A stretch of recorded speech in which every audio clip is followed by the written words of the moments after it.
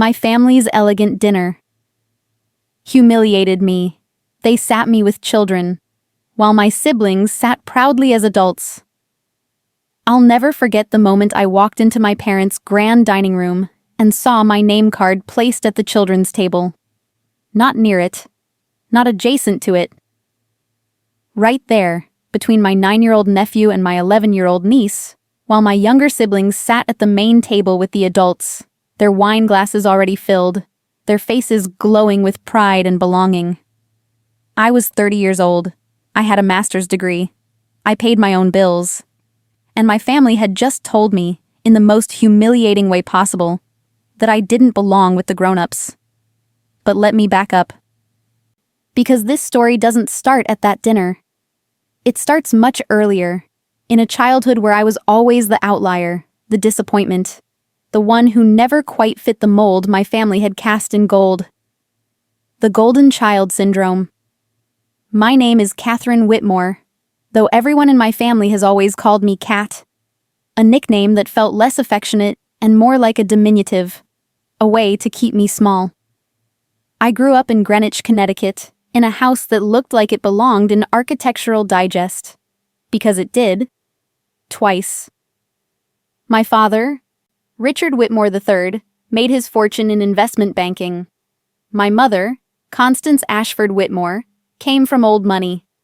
The kind of old money that came over on boats whose names you'd recognize from history textbooks. Together, they created an empire of expectations that would crush anyone who didn't have the spine of steel required to meet them. I have 2 siblings. My older brother, Richard IV, Ricky to the family, is everything my father ever wanted in an heir. Harvard Business School, partnership at father's firm by 32, married to Sloan, a Yale-educated attorney whose family owns half of Martha's Vineyard.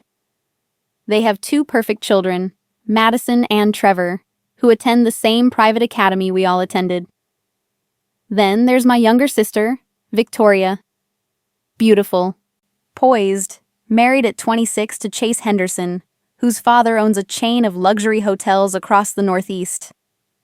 Victoria never worked a day in her life, unless you count charity galas and decorating her 4,000-square-foot home in Westport as work. She has 1 daughter, Arabella, who at 11 is already being groomed for debutante balls. And then there's me. I was supposed to follow the script. Graduate from an Ivy League school.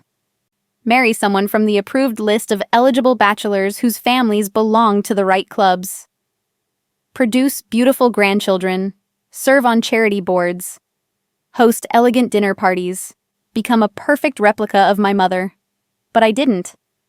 I went to Columbia, yes, but I studied social work instead of economics or law. I wanted to help people, really help them, not just write checks to feel good about myself. My parents were horrified. Social work? My mother had said, her voice dripping with disdain. Catherine, people like us don't become social workers. We fund the organizations that hire them.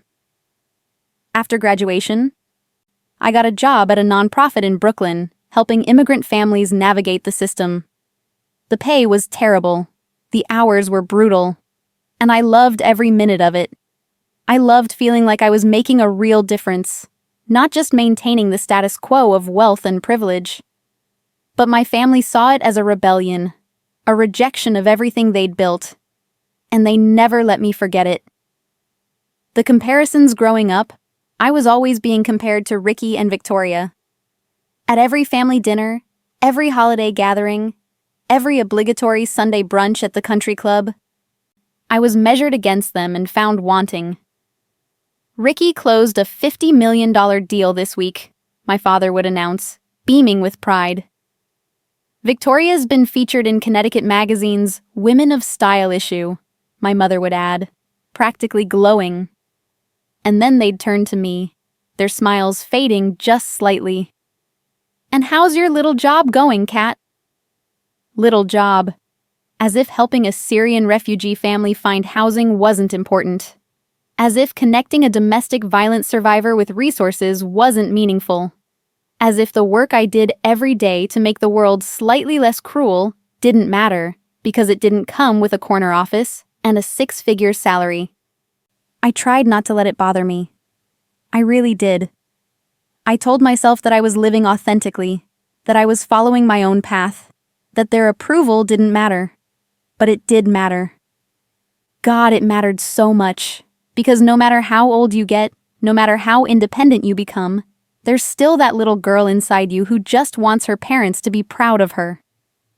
The worst part was how they'd praise Ricky and Victoria for things that seemed so trivial to me. Victoria bought a new Mercedes, standing ovation. Ricky's firm got mentioned in the Wall Street Journal. Break out the champagne. I helped reunite a child with her mother after years in the immigration system. That's nice, dear. I started dreading family gatherings. The forced smiles, the barely concealed judgment, the way my mother would accidentally mention eligible bachelors I should meet, as if my single status at 30 was some kind of emergency that needed immediate intervention. Catherine, darling, the Hartford Sun is recently divorced, she'd say, as if being someone's second choice was a prize I should be grateful for. He's a corporate attorney, very successful. I could arrange an introduction. I'm fine, Mother, I'd reply, trying to keep the edge out of my voice. Fine? She'd raise an eyebrow. Darling, you're 30 years old, living in a tiny apartment in Brooklyn, working for barely above minimum wage. That's not fine. That's concerning. My apartment wasn't tiny. It was a perfectly adequate one-bedroom in Park Slope, and I made more than minimum wage, though admittedly not much more. But to my mother, anything less than a penthouse on the Upper East Side might as well have been a cardboard box under a bridge. The relationship that wasn't approved things got worse when I started dating Marcus. I met him at a community organizing meeting. He was passionate, intelligent, and kind. Everything I'd ever wanted in a partner. He was also Black, from a working-class family in the Bronx, and worked as a high school English teacher. In other words, he was completely unacceptable to my family. I knew this, of course. I'd known it my whole life.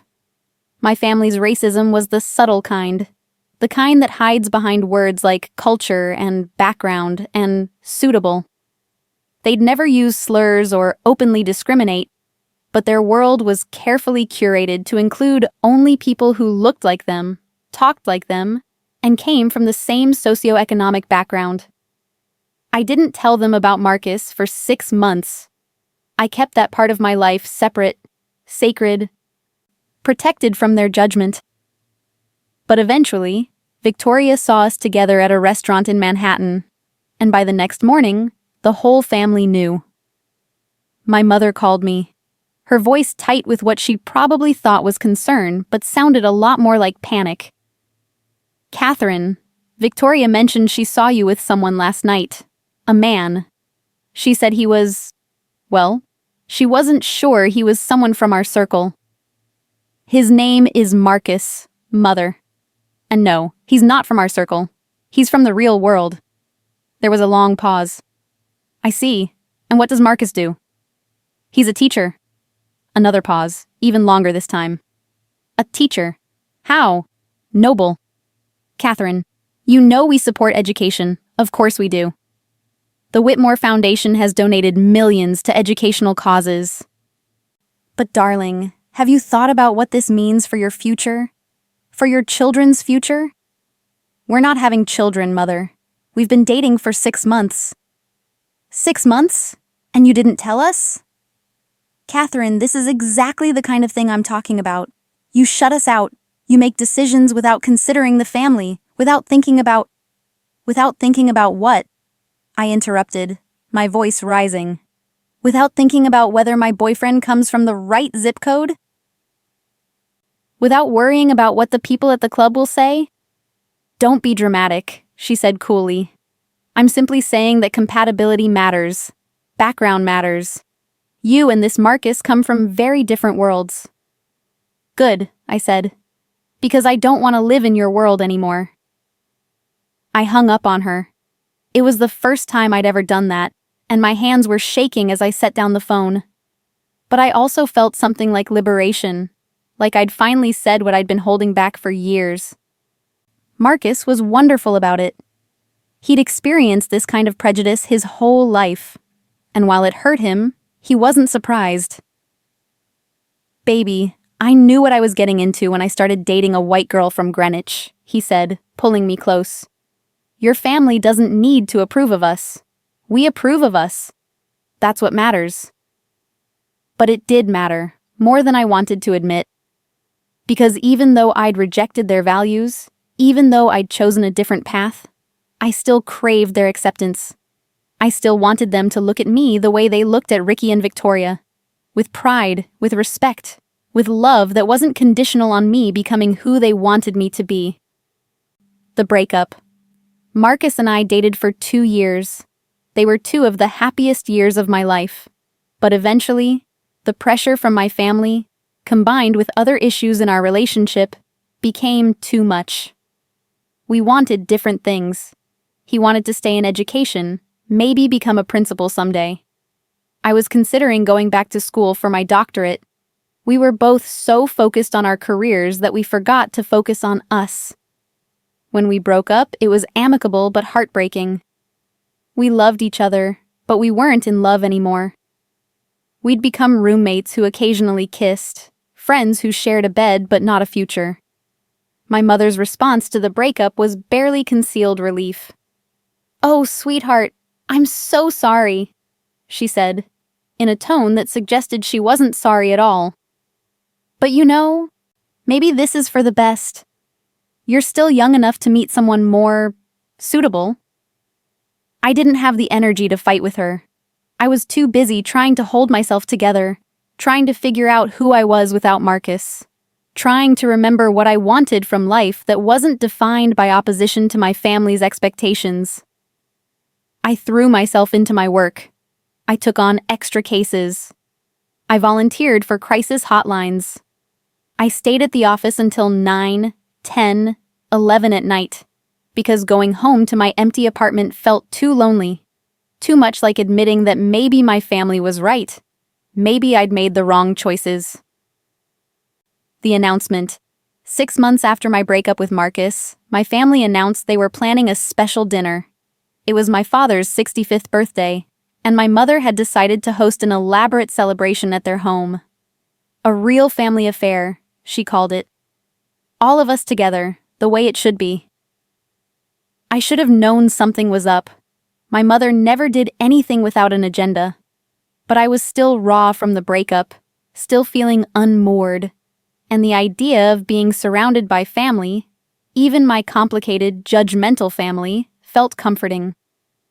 The invitation arrived by mail, which should have been my first clue that this wasn't a casual gathering.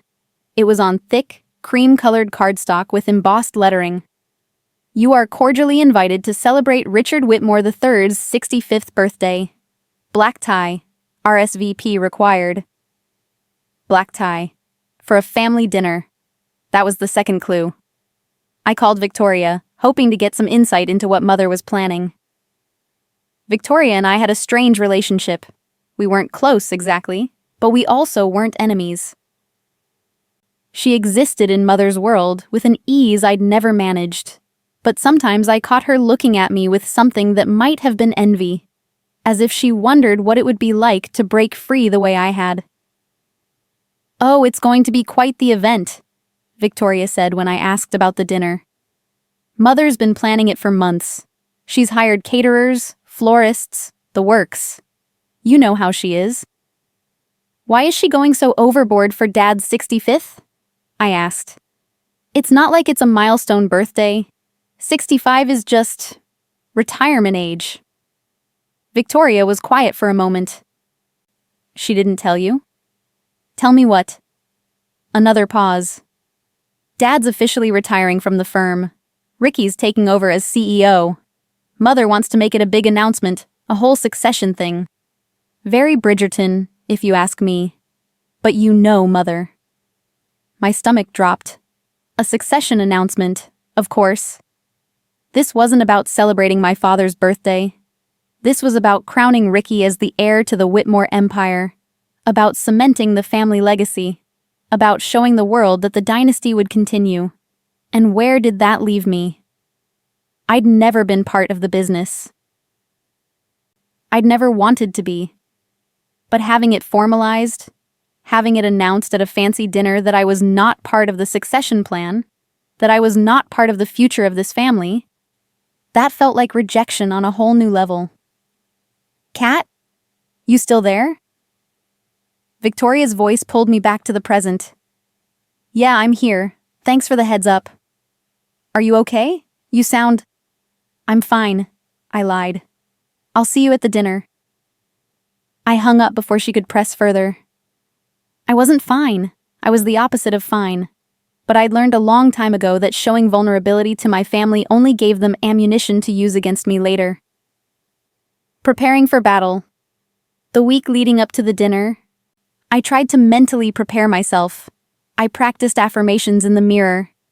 I am successful in my own right. I don't need their approval. My worth isn't determined by their recognition. All the things my therapist had been telling me for years, but affirmations can only do so much when you're walking into a lion's den. I spent an embarrassing amount of money on a new dress. I told myself it was because I needed something appropriate for a black tie event, but the truth was, I wanted to prove something. I wanted to walk into that house looking like I belonged there, like I was just as successful and polished as my siblings, even if I measured success differently. The dress was navy blue, elegant and understated, with a neckline that was sophisticated without being too revealing. I paired it with the pearl earrings my grandmother had left me, one of the few family heirlooms I'd actually wanted. The morning of the dinner, I got my hair professionally styled. Soft waves that fell past my shoulders. The kind of effortless elegance that actually takes an hour and $100 to achieve. I did my own makeup, keeping it natural but polished. When I looked in the mirror, I saw someone who could hold her own in any room, even a room full of Whitmores. But as I drove to Greenwich that evening, my confidence started to waver. I gripped the steering wheel of my sensible Honda Civic, another point of contention with my family, who couldn't understand why I didn't drive a luxury car, and tried to steady my breathing. You've got this, I told myself. It's just dinner. You've survived 30 years of family dinners. You can survive one more. Famous last words. The arrival. I pulled up to my parents' house just as the sun was setting, casting everything in that golden light that photographers love. The house looked even more impressive in that light. All white columns and perfectly manicured gardens, like something out of a movie about American aristocracy. There were already several cars in the circular driveway. I recognized Ricky's Tesla and Victoria's Range Rover. There were a few others I didn't know, probably friends of my parents, people from the club, colleagues from the firm. A valet approached as I parked. A valet. At a family dinner. This was going to be even worse than I'd anticipated. Good evening, miss, the young man said politely, opening my car door. Evening, I replied, handing him my keys and trying not to feel self-conscious about my car compared to the luxury vehicles surrounding it. I walked up the front steps, my heels clicking against the stone. The door opened before I could knock. My parents had hired staff for the evening, of course, and I was ushered into the foyer. The house smelled like lilies and money. Classical music played softly in the background. Through the doorway to the living room, I could see people already gathered, champagne flutes in hand, engaged in the kind of polite conversation that was more about being seen than actually communicating. Catherine! My mother appeared, looking resplendent in a silver gown that probably cost more than I made in 6 months. She air-kissed both my cheeks, a gesture of affection that felt more like obligation. You look lovely, darling. That dress is quite nice. Quite nice, the kiss of death in my mother's vocabulary. I forced a smile. You look beautiful, Mother. The house is stunning. Well, it's a special occasion, she said, taking my arm and leading me toward the living room. Your father is so excited about the announcement. And Ricky, of course, is over the moon. Oh, there they are now. Ricky and Sloane were holding court near the fireplace, surrounded by admirers. Ricky looked every inch the successful businessman in his custom-tailored tuxedo. Sloane was perfect as always. Her designer gown showing off her post-baby body that she'd worked with 3 personal trainers to achieve. Kat! Ricky spotted me and waved me over. There she is. Come meet some people. I made my way through the crowd, accepting a champagne flute from a passing server. Ricky introduced me to various people, partners from the firm, friends from business school, people whose names I immediately forgot because I was too busy trying to look like I belonged there. And this is my little sister, Catherine, Ricky said, slinging an arm around my shoulders. She's our family rebel. Went into social work instead of business. We're very proud of her. The way he said it, with that indulgent smile, made it clear that proud was code for amused by her little phase. The people around us smiled politely, the way you might smile at a child who insists they're going to be an astronaut when they grow up. Social work, one of the men said. That's very admirable. My wife volunteers at a shelter once a month. I took a long sip of champagne and tried to remember my affirmations. I am successful in my own right. I don't need their approval. Victoria joined us, Arabella in tow. My niece looked adorable in a dress that probably cost more than my entire outfit. Aunt Kat, she said, giving me a genuine hug that made my heart squeeze. Hey Bella, you look beautiful. Thanks. Mom said I get to sit at the grown-up table tonight because I'm almost 12 and I have good manners. There was something about the way she said it, with such pride, that made warning bells go off in my head. If Arabella was sitting at the grown-up table, where was I sitting? That's wonderful, sweetheart, I said, trying to keep my voice steady.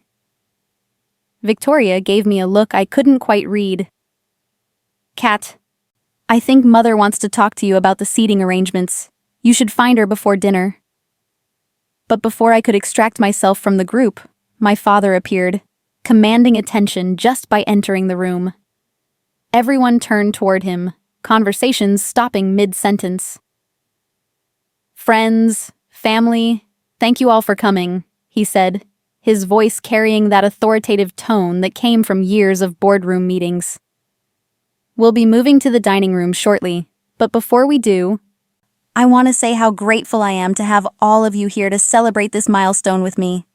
Tonight isn't just about my birthday. It's about legacy, about family, about passing the torch to the next generation. He placed a hand on Ricky's shoulder, beaming with pride. My son is going to take this company to heights I never dreamed of. I couldn't be more proud to call him my successor. Everyone applauded. I joined in mechanically, my hands moving while my mind raced. This was it, the official coronation, and I was just a spectator, a supporting player in the Whitmore family drama. Now, let's eat, my father announced, and everyone began moving toward the dining room. That's when I saw it. The children's table. The dining room had been transformed. The long mahogany table that usually seated 12 was extended to accommodate at least 20 people. It was set with my mother's finest china, crystal glasses that caught the light from the chandelier overhead, and floral arrangements that probably cost more than I spent on groceries in a month. And there, at one end of the room, completely separate from the main table, was a smaller table. The children's table. Name cards were placed at each seat. I scanned the main table, looking for mine. There was my father at the head, my mother to his right. Ricky next to her, then Sloane, Victoria and Chase. Various family friends and business associates. But no card for Catherine Whitmore. My heart pounding, I walked over to the smaller table. And there it was. My name card, positioned between Madison and Arabella. Trevor was on the other side of Madison. They were the only other people assigned to this table. I stared at it, unable to process what I was seeing. This had to be a mistake. It had to be. "Mother," I said, my voice sounding strange to my own ears. She was overseeing the seating arrangements, making sure everyone found their places. "There's been a mistake with the place cards." She turned to me, and I saw something in her face that told me this was no mistake. "What do you mean, dear?" "My card. It's at the children's table." "Yes, I thought you might enjoy sitting with your nieces and nephew. You've always been so good with children, given your work. And there simply wasn't enough room at the main table for everyone." I looked at the main table. There were 2 empty seats. 2. "Mother, I'm 30 years old." "I know that, Catherine." Her voice was patient, but there was steel underneath it. "But this is a business dinner as much as a celebration. The main table is for family members involved in the business and our key associates. You understand?" "Family members involved in the business," I repeated slowly. "You mean family members who matter." "Don't be dramatic. You're seated with the children because you've always related well to them. It's not an insult." But it was. It absolutely was. And we both knew it. I looked around the room. People were finding their seats, chatting and laughing. Ricky was already seated, looking every inch the CEO in waiting. Victoria caught my eye from her seat at the main table, and I saw something that might have been pity cross her face. The children were pulling out their chairs at the small table, excited to be included in such a fancy event. Madison was already telling Arabella about something, her 9-year-old voice carrying across the room. I could make a scene. I could refuse to sit there. I could walk out. But what would that accomplish, except proving to everyone that I was just as immature as my seating assignment suggested? So I did what I'd always done. I swallowed my humiliation, straightened my shoulders, and sat down at the children's table. Dinner is served. The first course was a butternut squash soup, served in delicate bowls with a swirl of cream on top. At the main table, conversation flowed easily. I could hear my father holding forth about market trends, Ricky discussing some deal he'd closed, Victoria laughing at something Chase had said. At the children's table, Madison was telling me about her soccer team. "And then I scored the winning goal, Aunt Cat. It was amazing." "That's wonderful, sweetheart," I said, trying to focus on her instead of the conversation I was being excluded from. "Did you ever play soccer?" Trevor asked. "I did. Actually, when I was your age." "Were you good?" I smiled despite myself. "I was okay. Not good enough for the travel team, but I had fun." "Mom says fun is good, but winning is better," Madison said matter-of-factly. Of course Sloane would say that. Everything in my family was about winning, about being the best, about proving your worth through achievements. The main course arrived, filet mignon with asparagus and potatoes. At the main table, my father stood to make a toast. Everyone quieted down, even the children at my table. 35 years ago, I started with a dream and a small investment, he began. Today, Whitmore Investments manages over $2 billion in assets. It's been the honor of my life to build this company, to serve our clients, to create something lasting. He paused, looking around the room, his gaze skipping right over me as if I wasn't there. But a legacy isn't just about what you build. It's about what you pass on. And I'm so proud to pass the torch to my son, Richard IV. Ricky has proven himself time and again. He has the vision, the drive, and the integrity to take this company into the future. To Ricky! To Ricky! Everyone echoed, raising their glasses. I raised mine too, mechanically, while Arabella whispered, "Why is everyone so loud?" "They're excited," I whispered back. "About Uncle Ricky getting Grandpa's job?" "Yeah." She considered this. "When I grow up, I want to be a veterinarian." "That's wonderful, Bella." "Mom says I should marry someone who's already rich so I don't have to work." but I really like animals. I looked at my niece, at her earnest face and honest eyes, and felt something crack in my chest. She was 11 years old, and already Victoria was teaching her that her own ambitions mattered less than making a good match. "Bella," I said quietly, "you can be anything you want to be. Don't let anyone tell you otherwise." She smiled at me, and for a moment, I felt like maybe sitting at this table wasn't entirely terrible. Maybe I could at least be a good influence on these kids, show them there was another way to live. But then I looked over at the main table, where Ricky was standing now, giving a speech about how honored he was, how he'd learned everything from our father, how he hoped to make the family proud. And I felt the humiliation wash over me again, fresh and sharp. I was 30 years old, with a master's degree and a career helping people, and my family had literally seeded me with children. As if I was less than. As if I hadn't earned a place at the adult table. As if I hadn't earned anything at all. The breaking point dessert was a chocolate torte with raspberry coulis. At the main table, conversation had turned to business strategies and market forecasts. Sloane was talking about some case she'd won. Victoria was discussing the renovation plans for their summer house in the Hamptons. And I was helping Trevor cut his torte into smaller pieces because he didn't like taking big bites. "Aunt Kat, are you sad?" Arabella asked suddenly. "What? No, honey. Why would you think that? You look sad, like you might cry." I forced a smile. "I'm fine, sweetheart.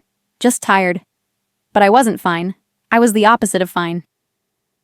I was sitting here in my expensive dress with my professional hair and makeup, and I'd never felt smaller in my life.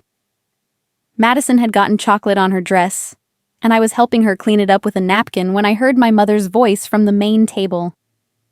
"Oh, Catherine is wonderful with the children. She's so patient. It's really her calling." Her calling. As if helping children was the only thing I was good for. As if that was my entire identity in this family. Not a successful social worker. Not an independent woman, but a glorified babysitter. Something inside me snapped. I stood up so abruptly that my chair scraped against the floor, the sound cutting through the conversation. Everyone turned to look at me. "Catherine?" My mother's face showed concern, not for me, but for the scene I was about to make. "I need some air," I managed to say, my voice shaking despite my best efforts to control it. I walked out of the dining room, through the foyer, and onto the back terrace. The cool evening air hit my face, and I took great gulping breaths, trying to hold back tears. Behind me, I heard the door open. I didn't turn around. "Kat?" It was Victoria. Of course it was. She was the only one who would bother to follow me. "Go back inside, Victoria. Go back to your seat at the adult table." "Kat, I know you're upset." "Upset?"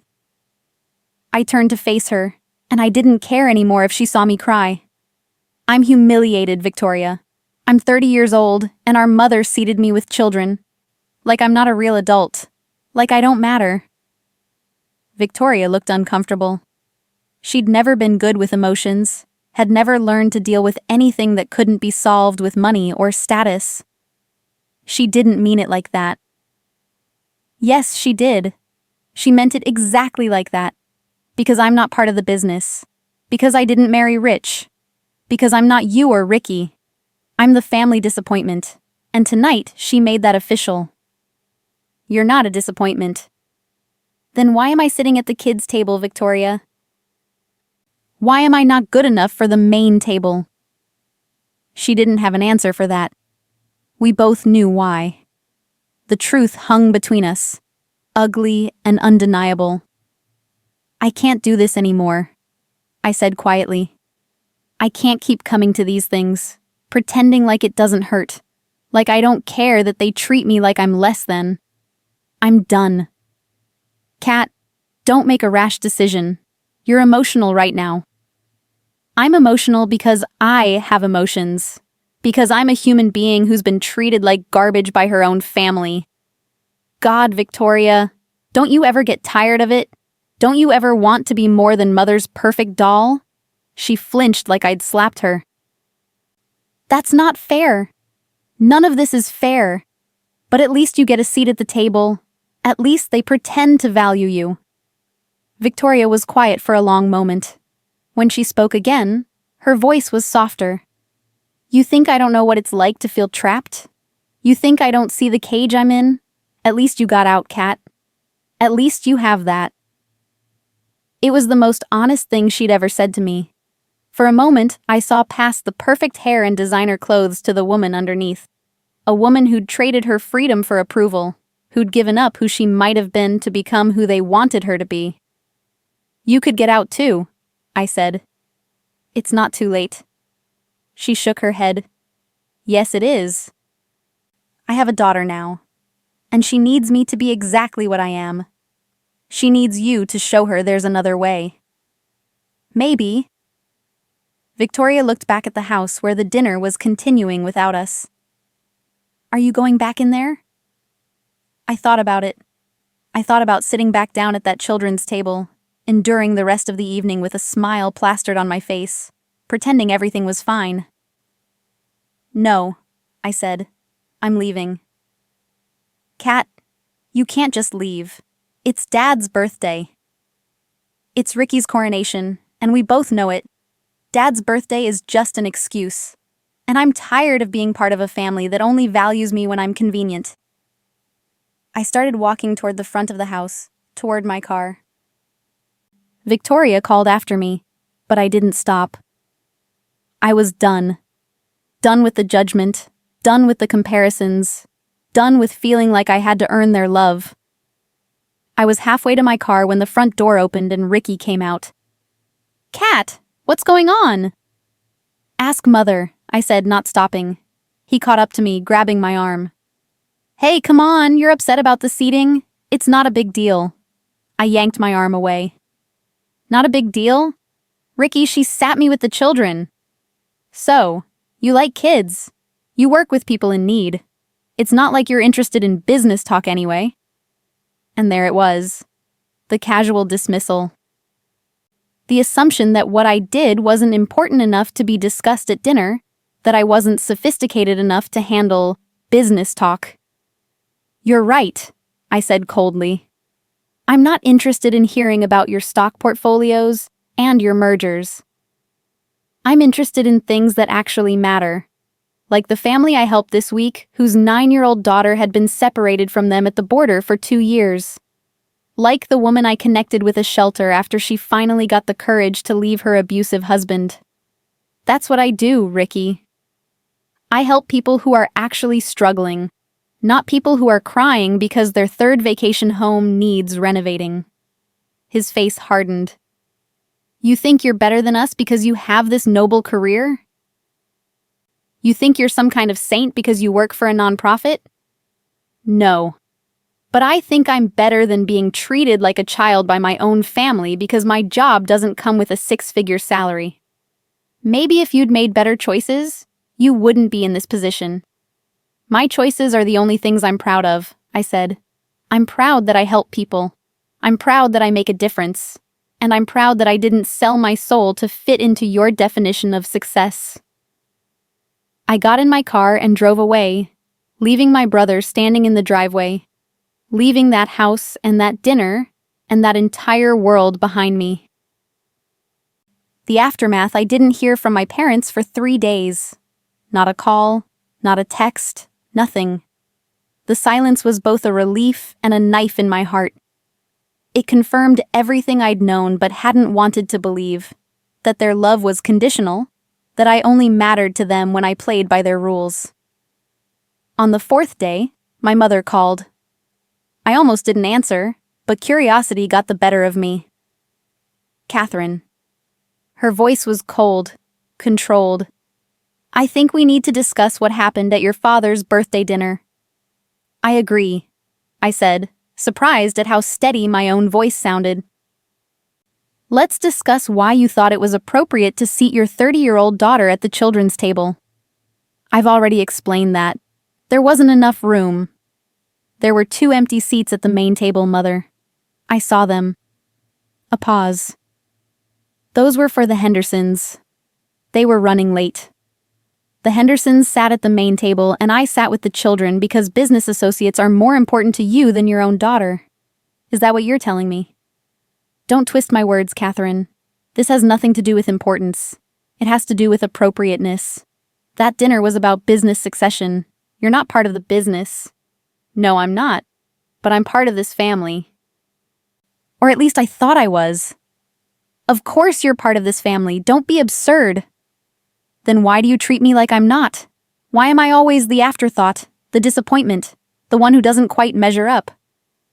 My mother sighed, a long, suffering sound I'd heard 1,000 times. Catherine, no one has ever said you're a disappointment. You've made your choices, and we've respected them. But choices have consequences. You can't expect to live on a social worker's salary in Brooklyn and be treated the same as your siblings who've built successful careers. Successful by your definition. I've built a successful career too, Mother. Just not one you value. I value it, she said. But her tone said otherwise. Social work is admirable, but it's not substantial. It's not building something. It's not creating a legacy. And there it was. The heart of it. To my mother, to my entire family, success meant wealth, status, legacy. Helping people meant nothing if it didn't come with a corner office and a 7-figure income.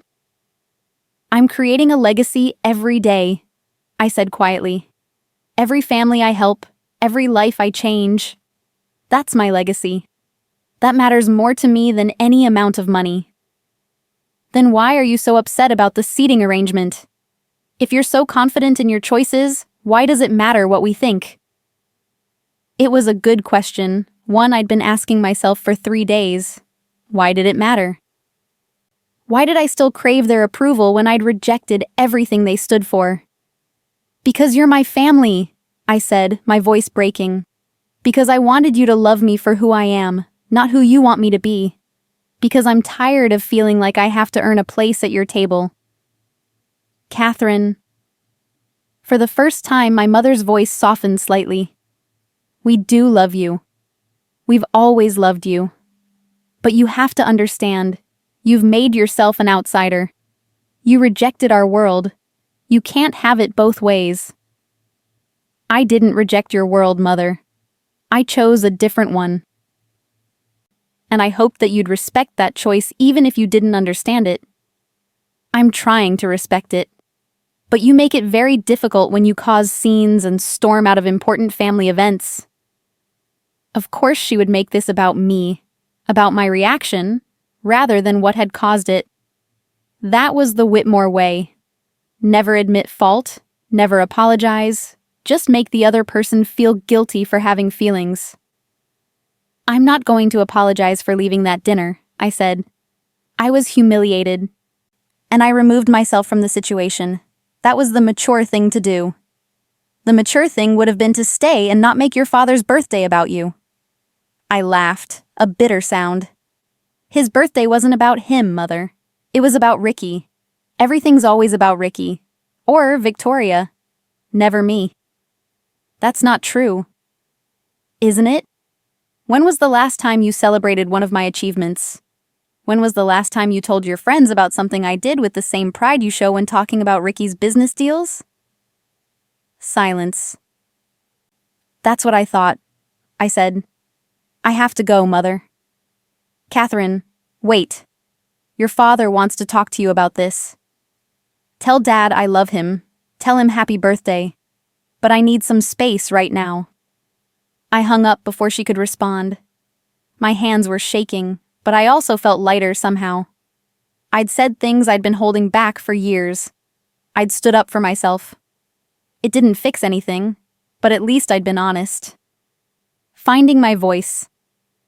The next few weeks were strange. I kept expecting to feel guilty, to regret walking out of that dinner. But I didn't.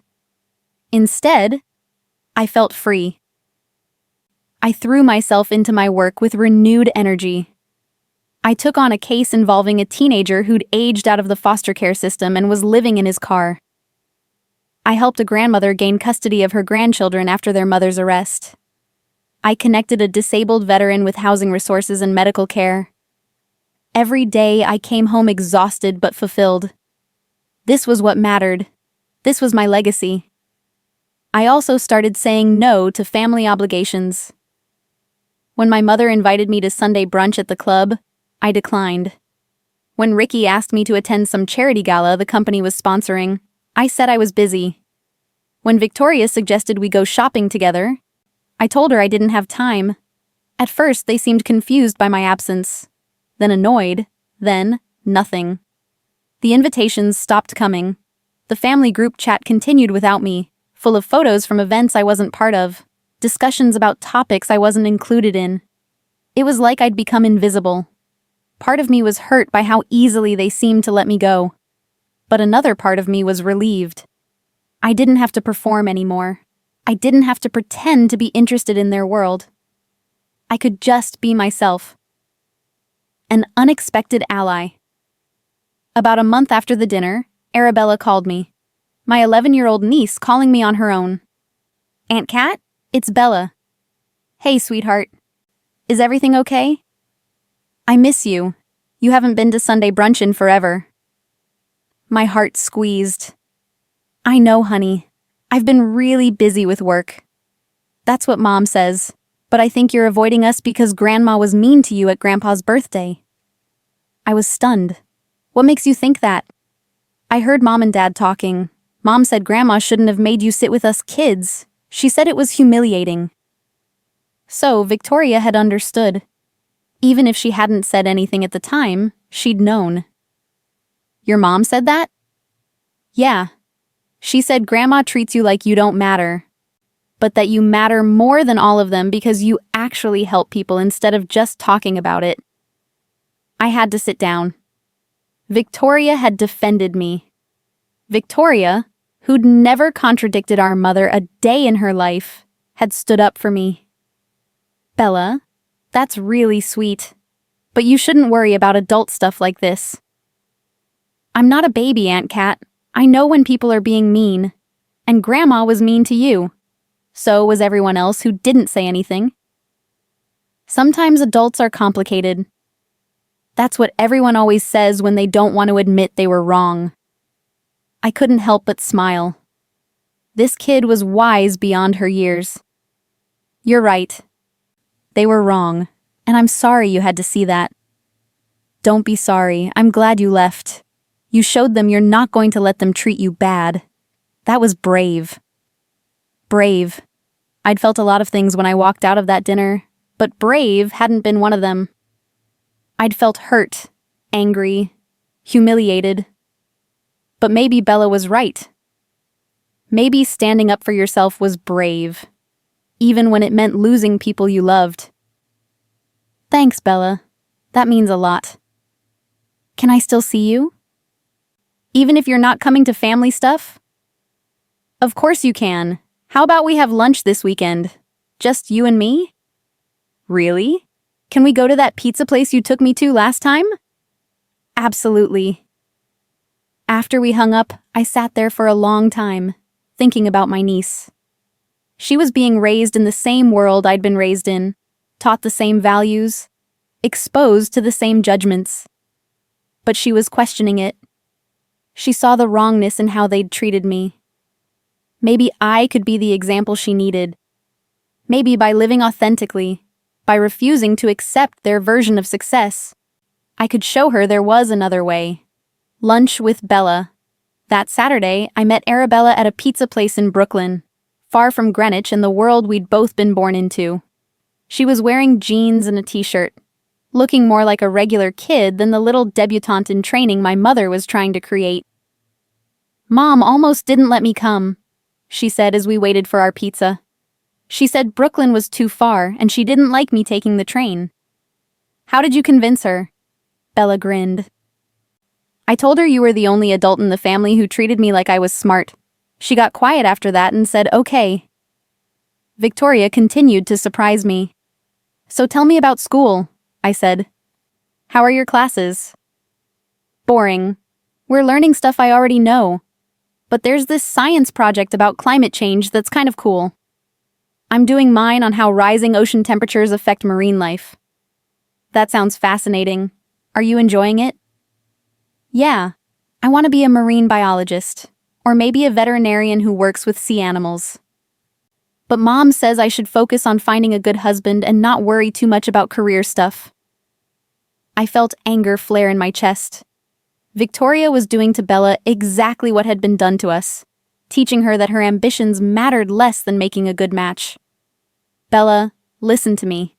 You're 11 years old, and you're already thinking about careers that would make a real difference in the world. That's amazing. Don't let anyone tell you that finding a husband is more important than following your dreams. But what if I can't do both? Mom says if I focus too much on school and work, I won't have time to meet the right kind of person. The right kind of person will support your dreams, not ask you to give them up. And you have plenty of time to figure all of this out. Right now, focus on learning everything you can about what interests you. She looked at me with those serious eyes. Is that what you did? Focused on what interested you instead of what Grandma and Grandpa wanted? Yes, and it cost me some things. My family doesn't respect my choices. They think I wasted my potential. But I'm happy, Bella. I'm doing work that matters to me, and that's worth more than their approval. Do you miss them? Your family? It was such a simple question, but it hit me hard. Sometimes. I miss the idea of them, I think.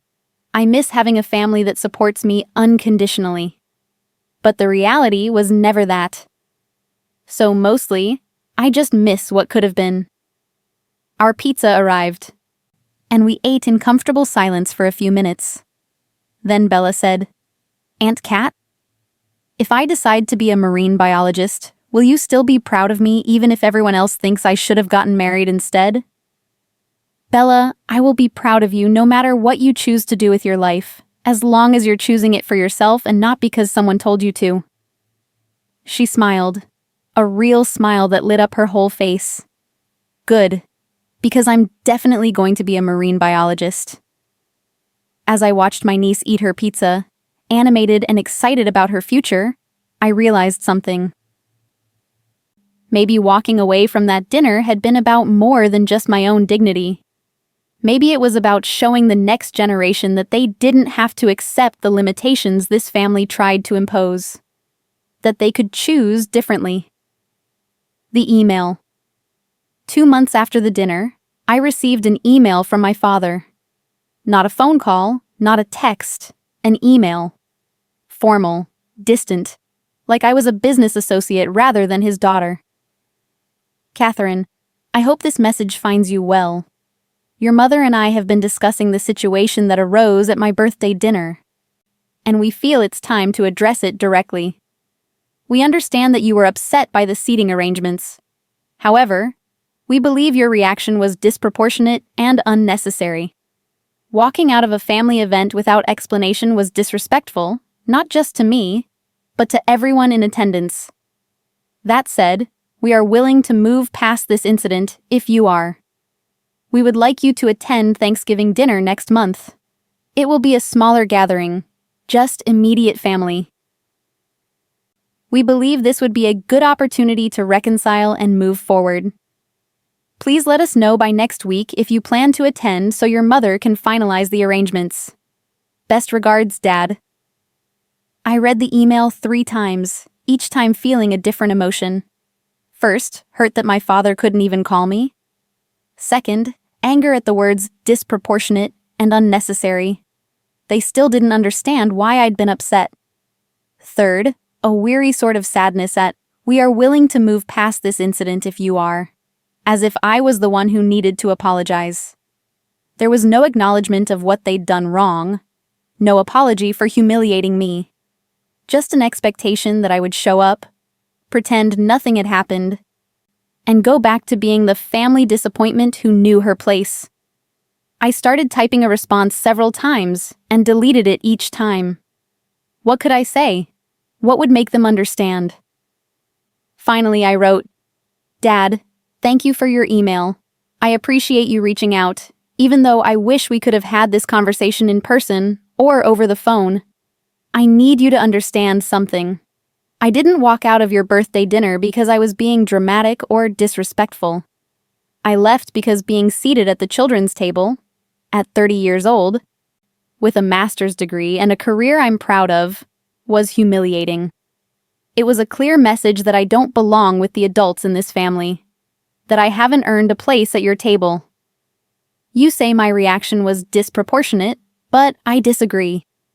My reaction was proportionate to years of feeling like I'm not good enough for this family. Years of being compared to Ricky and Victoria and found wanting. Years of having my career and my choices dismissed as if they don't matter. I love you and Mom. I love Ricky and Victoria and their families. But I can't keep subjecting myself to situations where I'm made to feel lesser than. I can't keep hoping that someday you'll be as proud of me as you are of my siblings. So no, I won't be coming to Thanksgiving. Not because I want to punish you or make a statement, but because I need to protect myself. I need to be around people who value me for who I am, not who they wish I would be. I hope someday we can have a real conversation about this. Not an email, not a formal invitation to move past it, but an actual discussion where you listen to why I'm hurt, and maybe, just maybe, acknowledge that you played a part in that. Until then, I need space. Love, Kat. I hit send before I could second-guess myself. Then I closed my laptop and sat in the silence of my apartment, feeling the weight of what I'd just done. I'd essentially declined Thanksgiving with my family. I'd told my father, in no uncertain terms, that his behavior was unacceptable. I'd drawn a boundary. It felt terrifying and liberating all at once. Therapy and truth. My therapist, Dr. Chen, had been encouraging me for years to set boundaries with my family. When I told her about the email, she actually smiled. "Catherine, do you understand what you just did? Probably ruined Thanksgiving? You advocated for yourself. You clearly stated your needs and your limits. That's enormous growth." "It doesn't feel like growth. It feels like I'm tearing my family apart." "Your family was already fractured. You were just the only one being honest about it." Dr. Chen was in her 50s, with kind eyes and an ability to cut through my bullshit that I found both annoying and helpful. We'd been working together for 3 years, mostly dealing with my family issues and my tendency to seek approval from people who would never give it. "What if they never speak to me again?" I asked. "What if they don't? Would that actually be worse than continuing to accept their treatment?" I thought about it. Really thought about it. Would it be worse to lose my family entirely than to keep showing up for dinners where I was disrespected, keep attending events where I was reminded of my inadequacy, keep hoping for approval that would never come? "No," I said finally. "It wouldn't be worse. It would be honest." "There's your answer." "But I'm scared," I admitted. "I'm scared of being alone. I'm scared of not belonging anywhere." "You're not alone. You have friends, you have colleagues, you have Arabella who clearly adores you, and most importantly, you have yourself. You belong to yourself, Catherine. That's not nothing." It wasn't nothing, but it also felt like very little when I imagined Thanksgiving. My family gathered around my parents' table, and me alone in my apartment with takeout. "It gets easier," Dr. Chen said, as if reading my mind. "Right now, setting boundaries feels like loss, but over time, you'll realize you're not losing anything real. You're just seeing clearly what was never really there." Friendsgiving. My friend Jess had other plans for me. When I mentioned casually that I wouldn't be seeing my family for Thanksgiving, she immediately announced that I was coming to her. Friendsgiving. "Absolutely not," she said firmly. "You are not spending Thanksgiving alone eating sad takeout." I wasn't planning on sad takeout. I was thinking happy takeout. There's a difference. There's no difference. "And you're coming to my place. We're doing a whole thing. Turkey, stuffing, pie, the works. My sister's coming, my college roommate, a few people from work. It'll be fun. Jess worked at the same nonprofit I did. She was loud, opinionated, passionate about social justice, and one of the best people I'd ever met. We'd bonded over difficult cases and too much coffee, and she'd become the kind of friend who knew when I was faking being okay. I don't want to impose. Shut up, you're coming. Besides, I want you to meet my sister. She's also dealing with family drama. You two can bond over your mutual dysfunction. So that's how I ended up spending Thanksgiving in Jess's cramped apartment in Queens, surrounded by people I barely knew, feeling more at home than I'd ever felt at my parents' table. Jess's sister, Mara, was going through a divorce and had recently come out as gay. Her family wasn't taking it well. They keep asking when I'm going to stop going through this phase and meet a nice man, she said, rolling her eyes. I'm 35. This isn't a phase. This is my life. My family thinks my career is a phase, I offered. They keep waiting for me to wake up and get a real job. What do you do? Social work. That's amazing. I wish more people did that instead of just talking about social issues from their ivory towers.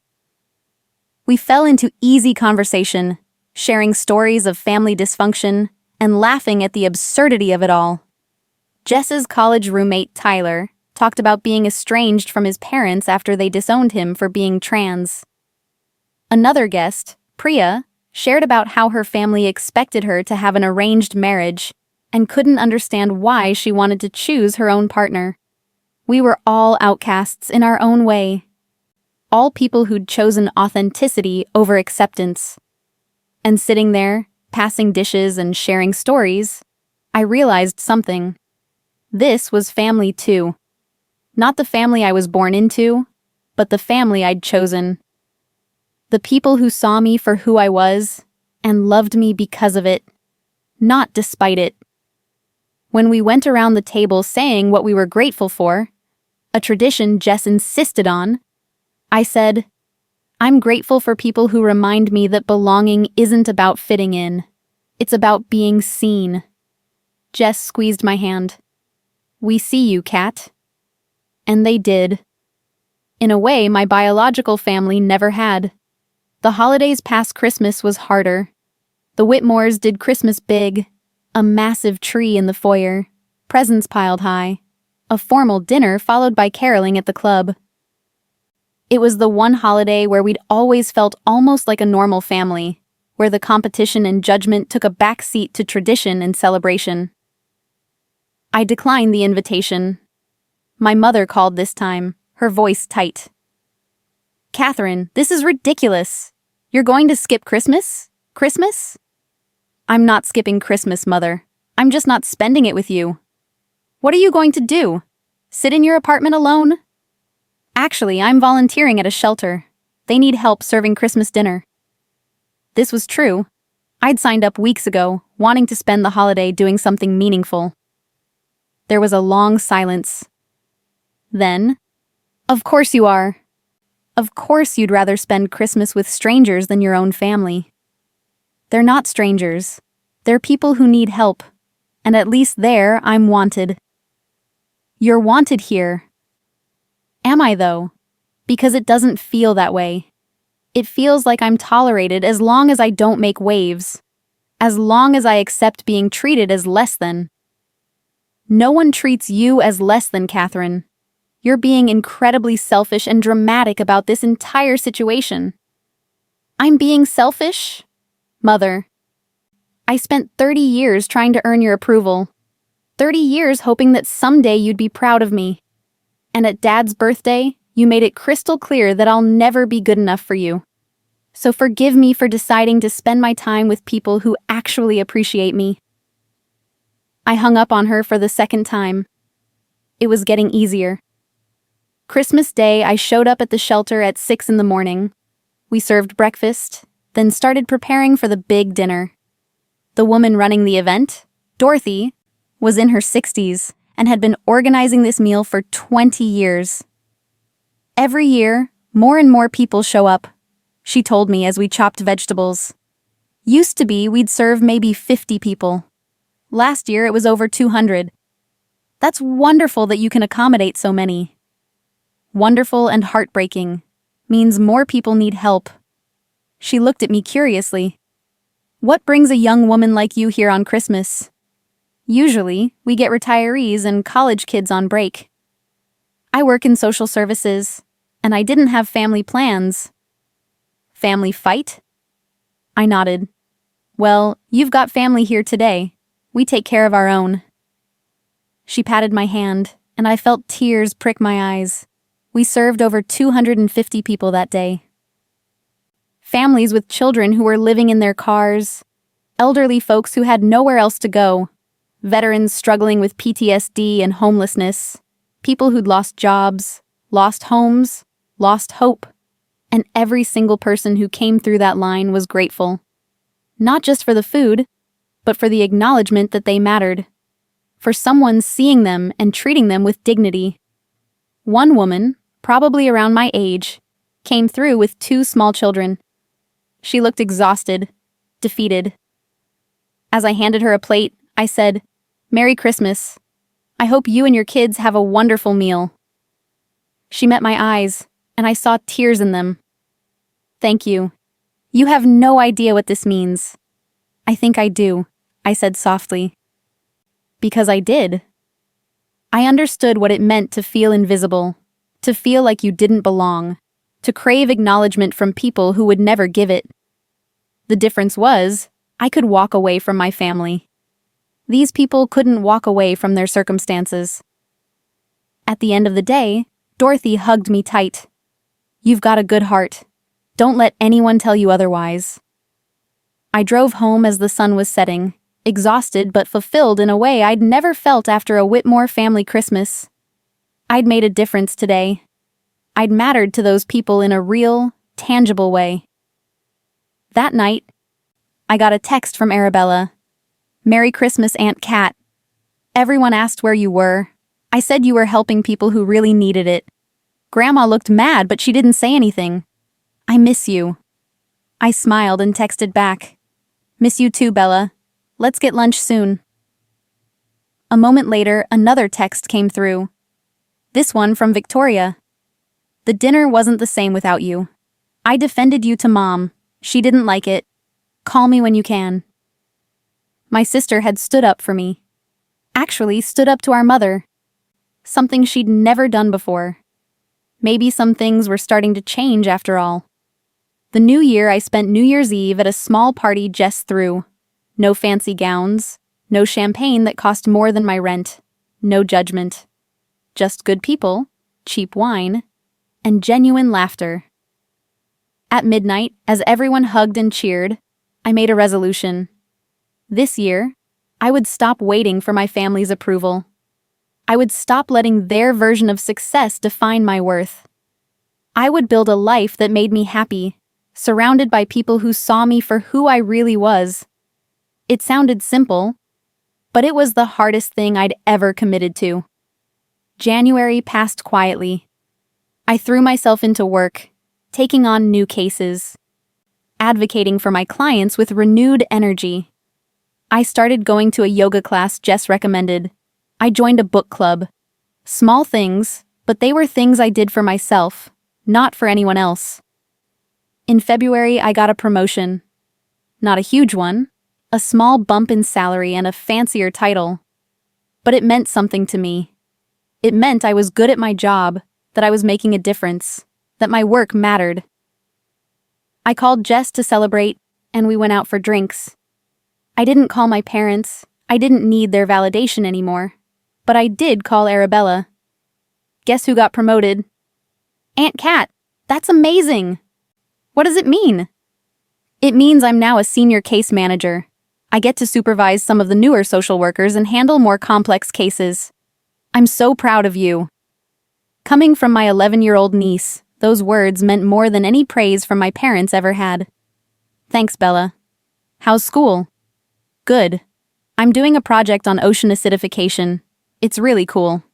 Did you know that when the ocean absorbs CO2, it becomes more acidic, and that affects shellfish and coral reefs. We talked for an hour about marine biology, about her dreams of being a scientist, about how she was standing up to her mother when Victoria tried to push her toward more appropriate interests. I told Mom that being a marine biologist is appropriate, Bella said proudly. I told her Aunt Kat taught me that I should follow my dreams. What did she say? She got quiet. Then she said maybe she needed to talk to Aunt Kat more. After we hung up, I sat with that for a while. Victoria wanted to talk to me. About what? About Bella? About us? About the family? I was curious, but I wasn't ready. Not yet. The unexpected letter. In March, I received a letter in the mail. An actual handwritten letter on my mother's expensive stationery, addressed in her perfect cursive. My hands shook as I opened it. Dear Catherine, I am writing this letter because I find it difficult to say these things over the phone, and I believe they need to be said. I have been thinking a great deal about what happened at your father's birthday dinner. More specifically, I have been thinking about what you said, that we made you feel less than, that we have never been proud of you, that you have spent your life seeking our approval. I want to tell you that you're wrong, but I can't. Because in many ways, you're right. I have judged your choices. I have compared you unfavorably to your siblings. I have made it clear through words and actions that I do not value the path you've chosen. And for that, I am sorry. This is not an excuse, but perhaps an explanation. I wanted what I thought was best for you. I wanted you to have security, comfort, the kind of life I had. When you chose a different path, it felt like rejection. Like you were saying our way of life wasn't good enough. But I see now that it wasn't about rejection. It was about authenticity. You knew who you were and what you wanted, and you had the courage to pursue it, even knowing we wouldn't approve.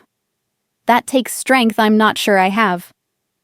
Victoria has been talking to me about you, about how much Arabella admires you, how you're teaching her to think independently, to value substance over status. At first, I was defensive. But then I watched Bella, really watched her, and I saw a confidence, a sense of self that I never had at her age, that Victoria never had. You did that. By being yourself, by refusing to bend to our expectations, you showed her another way. I don't know how to bridge this gap between us. I don't know if it can be bridged, but I want you to know that I see you now. I see the work you do, the difference you make, the life you've built on your own terms. And I'm proud of you, Catherine. I should have said it years ago. I should have said it every day. But I'm saying it now. I'm proud of you. With love, Mother. I read the letter 3 times, tears streaming down my face. It wasn't perfect. It didn't fix everything, but it was something. It was acknowledgement. It was an apology. It was my mother, finally, seeing me. I wanted to call her immediately, but I also needed time to process this, to figure out what I wanted to say back. So I sat with the letter, reading and rereading it, letting the words sink in. I'm proud of you. It was all I'd ever wanted to hear. The phone call. 3 days later, I called my mother. She answered on the second ring. Catherine. Hi, Mother. I got your letter. Oh. A pause. What did you think? I think it was one of the bravest things I've ever seen you do. I heard her breath catch. Brave? You apologized. You admitted you were wrong. That's not easy for anyone, but especially not for you. No, she agreed quietly. It's not easy, but it was necessary. I've been reflecting on a lot of things. Your absence at the holidays forced me to confront some uncomfortable truths. Like what?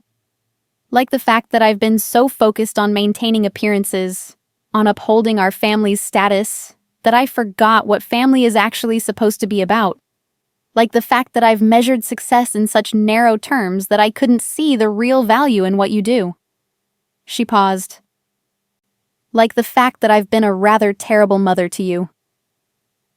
Mother. No, let me finish. Please. Her voice was steady but emotional. I've replayed that dinner in my mind 1,000 times.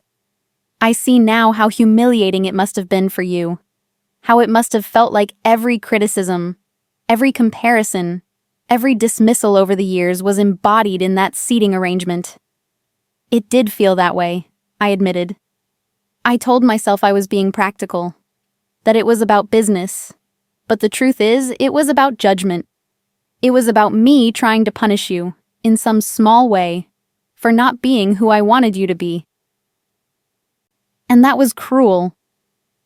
I was crying now, sitting on my couch with the phone pressed to my ear, listening to my mother finally understand. Thank you for saying that, I managed. I don't expect you to forgive me immediately, or maybe ever. But I want to try to do better. I want to understand your world, your work, what drives you. Would you be willing to help me do that? What do you mean? Have lunch with me. Tell me about your cases, about the people you help. Help me see what you see. It was such a simple request, but it meant everything. My mother wanted to understand me. She wanted to bridge the gap. I'd like that, I said. Good. I could hear the smile in her voice. And Catherine? No more children's tables. You have my word. I laughed through my tears. I'm going to hold you to that. Lunch with Mother. We met at a small bistro in Manhattan, neutral territory for both of us. My mother looked elegant as always, but there was something different about her, a softness around her eyes, a tentative quality to her smile. You look well, she said as we sat down. So do you. We ordered salads for both of us, a habit we'd both developed in a family obsessed with appearance, and then sat in awkward silence for a moment. I don't know how to start this conversation, my mother admitted. I've practiced what I wanted to say, but now that you're here, it all feels inadequate. Just start anywhere, I said. Tell me about the last few months. How was the rest of the holiday season? Difficult, she said honestly. Your absence was felt. Arabella kept asking about you. Victoria was quieter than usual. Even Ricky seemed off. Ricky? He asked about you several times, said he regretted what he said to you in the driveway. I think he's starting to realize that the business success came at the cost of some humanity. I didn't know what to say to that. Ricky, having regrets, it seemed impossible. My mother reached across the table and took my hand. It was the first time she'd initiated physical affection in years. Catherine, I want to know about your work, really know about it. Tell me about someone you've helped recently. So I did. I told her about Maria, a single mother who'd fled domestic violence with her 3 children. How I'd helped her find safe housing, connected her with legal aid, enrolled her kids in school. How she'd cried when I told her she was going to be okay, that she was brave, that her children were lucky to have her. And you did all of this? My mother asked, her eyes wide. It's what I do every day. It's why I became a social worker. She was quiet for a long moment. I never understood before. I thought you were just filling out paperwork, making referrals. I didn't realize you were saving lives. I am, I said simply. Maybe not in the dramatic way you see in movies, but I'm giving people hope, dignity, a chance at a better life. That matters to me more than any corner office ever could. My mother nodded slowly. I see that now, and I'm sorry it took me so long to understand. We talked for 2 hours, really talked, in a way we never had before. She asked questions about my work, my apartment, my friends. She told me about her own regrets, opportunities she'd passed up to be the perfect society wife, dreams she'd abandoned to fit the mold. I wanted to be a teacher, she confessed. When I was young. But my mother said it wasn't an appropriate career for someone of our background. So I married your father instead. You could still teach, I said. It's not too late. She smiled sadly. Perhaps not. Perhaps there's still time to be brave. Like you. The reconciliation. Over the next few months, my mother and I rebuilt our relationship slowly, carefully. We had lunch once a month. She started asking genuine questions instead of making judgments. She even visited my office once, meeting my colleagues, seeing the work we did. This place is doing something real, she said as we left. Something important. The rest of the family took longer. My father called eventually, his apology more formal than my mother's but sincere nonetheless.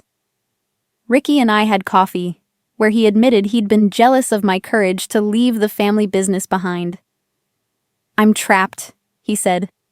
I have everything I'm supposed to want, but I'm not sure I'm happy. It's not too late to change course, I told him, the same thing I'd told our mother. Maybe, he said, but I have responsibilities now, a family, employees, expectations. Those existed for me too. I just decided my happiness was more important. Victoria and I grew closer. She started bringing Arabella to visit me in Brooklyn, and the three of us would spend Saturdays exploring museums or walking through Prospect Park. Victoria confided that she was considering going back to school, maybe getting a degree in art history, something she'd always loved. I don't know if Chase will support it, she said. Then maybe Chase isn't the right partner for this phase of your life, I said gently. She didn't respond, but I saw the wheels turning. The dinner invitation. A year after that fateful birthday dinner, I received another invitation. This time it was for a small family dinner. Just my parents, my siblings, and their children. No business associates, no formal announcements, just family. The invitation came with a handwritten note from my mother. Your seat is at the head of the table, next to mine. Where it always should have been. I stood in my apartment, holding the invitation, feeling the weight of the past year, the pain of that humiliating dinner, the freedom of walking away, the slow, difficult work of rebuilding trust, the joy of finally being seen. I could decline. I'd built a good life without them. I had friends who loved me, work that fulfilled me, a sense of self that didn't depend on their approval. But I also had a family that was trying, imperfectly, slowly, but genuinely trying to do better. I called my mother. I'll be there, I said, but I'm bringing someone. Of course, dear. Who? Jess, my friend from work. I want you to meet the people who've been my family this past year. There was a pause. And then, I'd be honored to meet her. Coming full circle. The dinner was everything the birthday celebration wasn't. Casual, warm, genuine. My mother hugged me at the door.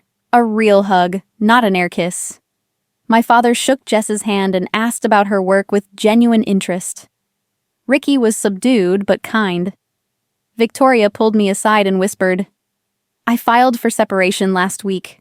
I'm scared, but I'm also excited. And Arabella, now 12, talked animatedly about the marine biology camp she'd be attending that summer. When we sat down to eat, I found my seat at the main table, between my mother and Jess. It was a simple gesture, but it meant everything. I belonged here now. Not because I'd changed to fit their mold, but because they'd expanded their definition of success to include mine. During dinner, my father asked Jess about her work. My mother asked me about a recent case. Ricky talked about feeling burnt out and wanting to make more time for his kids. Victoria shared her plans for school. Even Chase seemed humbled, quieter than usual, perhaps sensing the shifts happening around him. It wasn't perfect. There were still awkward moments, old patterns that surfaced briefly before being gently redirected. But it was real. It was honest. It was a family learning to love each other not despite their differences, but because of them. As dessert was being served, my mother stood and raised her glass.